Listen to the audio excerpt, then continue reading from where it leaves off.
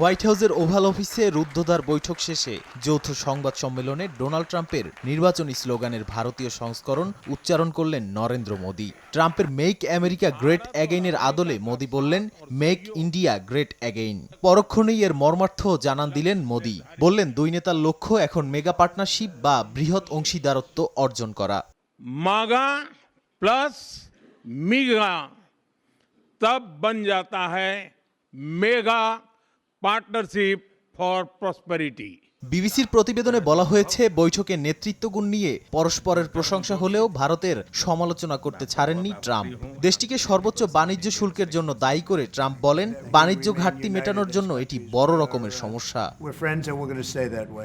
স্থানীয় সময় বৃহস্পতিবারের ওই সংবাদ সম্মেলনেই মার্কিন পণ্যের ওপর শুল্ক হ্রাসের ঘোষণা দেন মোদি। এর আওতায় এখন থেকে দুই দেশের আমদানি পণ্যে একই হারে শুল্ক প্রযোজ্য হবে। এছাড়া দেশ দুটি কৃত্রিম বুদ্ধিমত্তা এবং সেমিকন্ডাক্টর উৎপাদনে একসঙ্গে কাজ করবে। কৌশলগত খনিজ সম্পদের জন্য শক্তিশালী সরবরাহ ব্যবস্থা প্রতিষ্ঠায়ও মনোযোগী হবে যুক্তরাষ্ট্র, ভারত। অর্ধেক পাউডারে দ্বিগুণ উজ্জ্বলতা, নতুন রিন অ্যাডভান্সড অর্ধেক পাউডারে দ্বিগুণ উজ্জ্বলতা।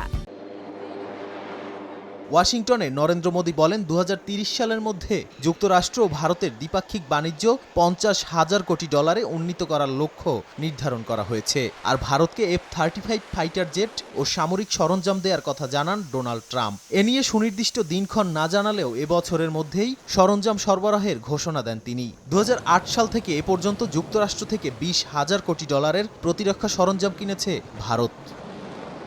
নাদিম মারজান, সময় সংবাদ।